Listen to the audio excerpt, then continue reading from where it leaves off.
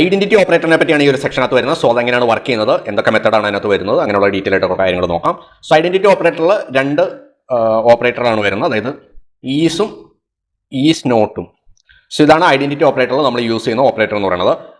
Actually identity operator name പോലെ തന്നെ അതിൻ്റെ ഐഡന്റിറ്റി ചെക്ക് ചെയ്യുകയാണ്, അതായത് അതിൻ്റെ മെമ്മറി ലൊക്കേഷനാണ് ആക്ച്വലി ചെക്ക് ചെയ്യുന്നത്. അതായത് ഐഡന്റിറ്റി ഓപ്പറേറ്റർ നെയിം അതിൻ്റെ മെമ്മറി ലൊക്കേഷനാണ് ചെക്ക് ചെയ്യുന്നത്. ഇപ്പോൾ a equal to 5, b equal to 5. ഇപ്പോൾ പ്രിന്റ് ഫംഗ്ഷനകത്ത്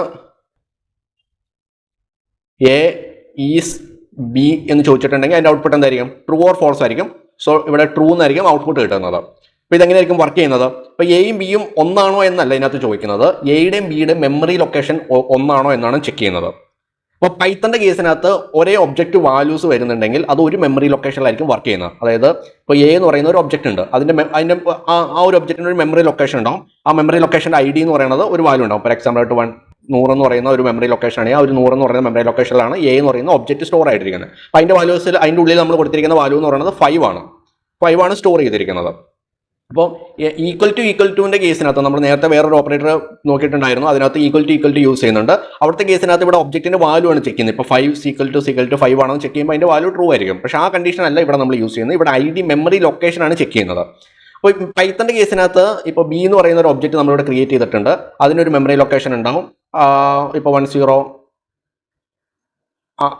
എന്ന് പറയുന്ന ഒരു മെമ്മറി ലൊക്കേഷൻ ഉണ്ടെങ്കിൽ അതിനകത്തും 5 ആണ് സ്റ്റോർ ചെയ്തിരിക്കുന്നത്. പക്ഷേ പൈത്തൻ്റെ കേസിനകത്ത് ഇങ്ങനെ ഒരേ ഒബ്ജക്റ്റ് വാല്യൂ, ഇപ്പോൾ ഇതും 5 ആണ് ഇതും 5 ആണ്, അപ്പോൾ രണ്ടും ഒരേ ഒബ്ജക്റ്റ് വാല്യൂ വരുന്നുണ്ടെങ്കിൽ രണ്ട് മെമ്മറി ലൊക്കേഷൻ അവിടെ ക്രിയേറ്റ് ആവുന്നില്ല. ഒരു മെമ്മറി ലൊക്കേഷനിൽ തന്നെ, അതായത് ഈ ഒരു രണ്ടിൻ്റെ ഒബ്ജക്റ്റ് വാല്യൂ സെയിം ആണ്. അപ്പോൾ നമുക്ക് എയുടെ ഒബ്ജക്റ്റിനകത്ത് ചെയ്തിരിക്കുന്ന ആ മെമ്മറി വാല്യൂ എന്താണോ ആ വാല്യൂ തന്നെ എയുടെ ഇതിനകത്ത് തന്നെ നമുക്ക് ബിയിലേക്ക് എടുക്കാം. ഇവിടെ വേറെ മെമ്മറി ലൊക്കേഷൻ ക്രിയേറ്റ് ചെയ്യുന്നില്ല. സെയിം മെമ്മറി ലൊക്കേഷനിൽ തന്നെ രണ്ട് ഒബ്ജക്റ്റ് വാല്യൂസ് അതിൻ്റെ ഉള്ളിൽ ആ ഒരു വാല്യൂ നെയിം സ്റ്റോർ ചെയ്തിരിക്കുന്നു. കാരണം രണ്ടിൻ്റെ ഒരേ വാല്യൂ നെയിം ആണ്. അപ്പോൾ മെമ്മറി ലൊക്കേഷൻ ഒന്നാണ്. പൈത്തൻ്റെ കേസിനകത്ത് ഇത് ചെക്ക് ചെയ്യുന്നത് മെമ്മറി ലൊക്കേഷൻ സെയിം ആണോ എന്നാണ് ചെക്ക് ചെയ്യുന്നത്. അപ്പോൾ നമുക്ക് മെമ്മറി ലൊക്കേഷൻ അറിയണമെങ്കിൽ നമുക്ക് ഐ ഡി ഫംഗ്ഷൻ യൂസ് ചെയ്യാം. ഐ ഡി ഫംഗ്ഷൻ്റെ ഉള്ളിൽ ഇപ്പോൾ എയുടെ മെമ്മറി ലൊക്കേഷൻ ആണെങ്കിൽ ആ മെമ്മറി ലൊക്കേഷൻ നമുക്ക് അറിയാൻ പറ്റും. ഇപ്പോൾ പ്രിന്റ് ഫംഗ്ഷൻ്റെ ഉള്ളിൽ ഐ ഡി ഒബ്ജക്റ്റിൻ്റെ നെയിം കൊടുത്തിട്ട് ഐ ഡി ഫംഗ്ഷൻ്റെ ഉള്ളിൽ ഒബ്ജക്റ്റിൻ്റെ നെയിം കൊടുത്തിട്ടുണ്ടെങ്കിൽ അതിൻ്റെ ഐ ഡി വാല്യൂ ഇപ്പോൾ ഇവിടെ 100 ആണ് കൊടുത്തിരിക്കുന്നത്. അപ്പോൾ 100 ആണെങ്കിൽ 100 എന്നുള്ള മെമ്മറി ലൊക്കേഷൻ കിട്ടും. അപ്പോൾ പൈത്തൻ്റെ കേസിനകത്ത് സെയിം വാല്യൂസ് ആണെങ്കിൽ ആ ഒരു വാല്യൂസ് രണ്ട് ഒബ്ജക്റ്റ് നെയിമുകളിൽ ഒരേ മെമ്മറി ലൊക്കേഷനിലായിരിക്കും സ്റ്റോർ ചെയ്യുന്നത്. ഐഡന്റിറ്റി ഓപ്പറേറ്റർ നമ്മൾ ഈസ് കൊടുത്തിട്ട് ചെക്ക് ചെയ്യുന്ന സമയത്ത് അത് ഒരേ മെമ്മറി ലൊക്കേഷനിലാണോ എന്നാണ് ചെക്ക് ചെയ്യുന്നത്. അതുപോലെ തന്നെ ഈസ് നോട്ട് ആണെങ്കിൽ ഇപ്പോൾ പ്രിന്റ് ഫംഗ്ഷനകത്ത്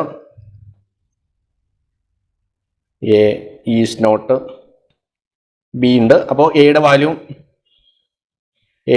5 ആണ്, ബിയുടെ വാല്യൂ 5 ആണെങ്കിൽ അത് സെയിം മെമ്മറി ലൊക്കേഷൻ അല്ലല്ലോ എന്നാണ് ചോദിക്കുന്നത്. അല്ലെങ്കിൽ അതിൻ്റെ അർത്ഥം മെമ്മറി ലൊക്കേഷൻ ആണോ, അതുകൊണ്ട് തന്നെ അതിൻ്റെ ഔട്ട്പുട്ട് കിട്ടുന്നത് ഫോൾസ് ആയിരിക്കും. ഇപ്പോൾ 5 പകരം 6 ആണെങ്കിൽ അതിൻ്റെ ഔട്ട്പുട്ട് കിട്ടുന്നത് ട്രൂ ആയിരിക്കും. അപ്പോൾ ഒബ്ജക്റ്റിൻ്റെ വാല്യൂ ചേഞ്ച് ചെയ്യുന്നുണ്ടെങ്കിൽ അവിടെ മെമ്മറി ലൊക്കേഷൻ പുതിയതായിട്ട് ക്രിയേറ്റ് ചെയ്യും. ഇപ്പോൾ എക്ക് 5 ബിക്ക് 6 ആണ്. അപ്പോൾ same memory I D location ആയിരിക്കത്തില്ല. അപ്പോൾ എ എന്ന് പറയുന്ന ഒരു ഒബ്ജക്റ്റ് അതിനൊരു മെമ്മറി ലൊക്കേഷൻ ഉണ്ട് 101, അതിൻ്റെ ഉള്ളിൽ 5 സ്റ്റോർ ചെയ്തു. ഇനി ബി എന്ന് പറയുന്ന ഒരു ഒബ്ജക്റ്റ് ക്രിയേറ്റ് ചെയ്തു, അതിൻ്റെ വാല്യൂ 6 ആണ് വന്നിരിക്കുന്നത്. 5 ആണെങ്കിൽ സെയിം മെമ്മറി ലൊക്കേഷനിൽ തന്നെ ആ ഒരു വാല്യൂ എടുക്കും. പക്ഷേ ഇവിടെ വാല്യൂ ഡിഫറൻ്റ് ആണ്, 6 ആണ്. അന്നേരം ബിക്ക് പുതിയൊരു മെമ്മറി ലൊക്കേഷൻ ക്രിയേറ്റ് ചെയ്യും. ഇപ്പോൾ 101 എന്ന് പറയുന്ന പുതിയ ലൊക്കേഷൻ ക്രിയേറ്റ് ചെയ്തിട്ട് ബിയുടെ വാല്യൂ അവിടെ 6 ആയിട്ട് സ്റ്റോർ ചെയ്യും. അപ്പം അങ്ങനെ രണ്ട് ഡിഫറൻ്റ് ആയിട്ടുള്ള വാല്യൂസ് വരുന്നുണ്ടെങ്കിൽ ഡിഫറൻറ്റ് ലൊക്കേഷൻ ക്രിയേറ്റ് ചെയ്യും. അപ്പോൾ ഇവിടെ നമ്മൾ ഈസ് ചെക്ക് ചെയ്തിട്ടുണ്ടെങ്കിൽ അതിൻ്റെ ഔട്ട്പുട്ട് കിട്ടുന്ന ഫോൾസ് ആയിരിക്കും. കാരണം സെയിം മെമ്മറി ലൊക്കേഷൻ അല്ല, ഡിഫറൻ്റ് ആയിട്ടുള്ള മെമ്മറി ലൊക്കേഷനാണ്. അപ്പോൾ മെമ്മറി ലൊക്കേഷൻ വെച്ചിട്ടാണ് ഇത് ഐഡന്റിഫൈ ചെയ്യുന്നത്. അപ്പോൾ നമുക്ക് പ്രാക്ടിക്കലി ചെക്ക് ചെയ്ത് നോക്കാം.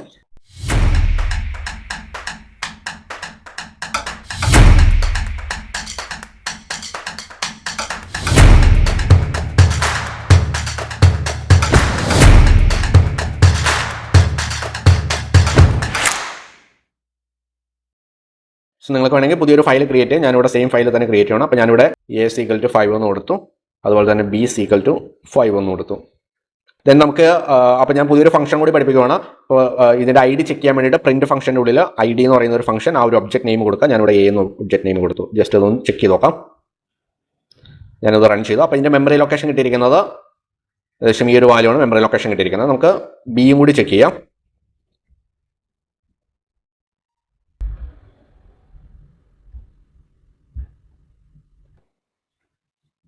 ഇവിടെ നോക്കിയിട്ടുണ്ടെങ്കിൽ രണ്ട് ഒബ്ജക്റ്റ് ആണ്, പക്ഷേ അതിൻ്റെ സെയിം മെമ്മറി ലൊക്കേഷൻ എന്ന് പറയുന്നത് സെയിം ആണ്.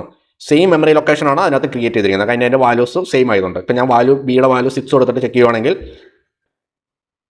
അതിൻ്റെ മെമ്മറി ലൊക്കേഷൻ ചേഞ്ച് ആയി. കാരണം അതിൻ്റെ വാല്യൂസ് ഡിഫറൻ്റ് ആയതുകൊണ്ട് തന്നെ മെമ്മറി ഐ ഡിയിലും ഡിഫറൻറ്റ് വന്നിട്ടുണ്ട്. സോ ഇത് വെച്ചിട്ടാണ് നമ്മൾ ഐഡന്റിറ്റി ഓപ്പറേറ്റർ ചെക്ക് ചെയ്യുന്നത്, ആണോ അല്ലോ ചെക്ക് ചെയ്യുന്നത്. അപ്പോൾ പ്രിന്റ് ഫംഗ്ഷൻ്റെ ഉള്ളിൽ എ ഈസ് ബി എന്ന് ടൈപ്പ് ചെയ്തിട്ടുണ്ടെങ്കിൽ അതിൻ്റെ ഔട്ട്പുട്ട് എന്താണെന്ന് നോക്കാം. അതിൻ്റെ ഔട്ട്പുട്ട് ഫോൾസ് ആണ്, കാരണം ഡിഫറെൻറ്റ് മെമ്മറി ലൊക്കേഷൻ ആണ്. അതുകൊണ്ട് എ ഈസ് ബി അല്ല. ഇവിടെ നോട്ട് കൊടുത്തിട്ടുണ്ടെങ്കിൽ അതിൻ്റെ വാല്യൂ ട്രൂ ആയിരിക്കും. ഈസ് നോട്ട് കൊടുത്തിട്ടുണ്ടെങ്കിൽ അതിൻ്റെ ഔട്ട്പുട്ട് ട്രൂ ആണ്, കാരണം സെയിം മെമ്മറി ലൊക്കേഷൻ അല്ല. അപ്പോൾ അതുകൊണ്ട് തന്നെ അതിൻ്റെ ഔട്ട്പുട്ട് എന്ന് പറയുന്നത് ട്രൂ ആയിരിക്കും.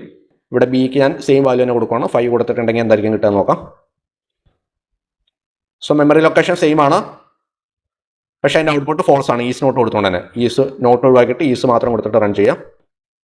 ഇപ്പോൾ ട്രൂ ആണ് കിട്ടിയിരിക്കുന്നത്, കാരണം സെയിം മെമ്മറി ലൊക്കേഷൻ ആണ് വന്നിരിക്കുന്നത്. അപ്പോൾ ഇതാണ് ഐഡന്റിറ്റി ഓപ്പറേറ്റർ വരുന്നത്. ഐഡന്റിറ്റി ഓപ്പറേറ്റർ മീൻ ചെയ്യുന്നത് അതിൻ്റെ മെമ്മറി ലൊക്കേഷൻ ചെക്ക് ചെയ്യുവാണ്. പൈത്തൻ്റെ കേസിനകത്ത് സെയിം ഒബ്ജക്റ്റ് വാല്യൂസ് ആണെങ്കിൽ 2 ഒബ്ജക്റ്റുകൾ ഉണ്ടെങ്കിലും അത് ഒരു ഒബ്ജക്റ്റിൽ നിന്നായിരിക്കും, ആ ഒരു ഒബ്ജക്റ്റിൻ്റെ മെമ്മറി ലൊക്കേഷനിൽ നിന്നാണ് അടുത്ത ഒബ്ജക്റ്റ് റീഡ് ചെയ്തെടുക്കുന്നത്.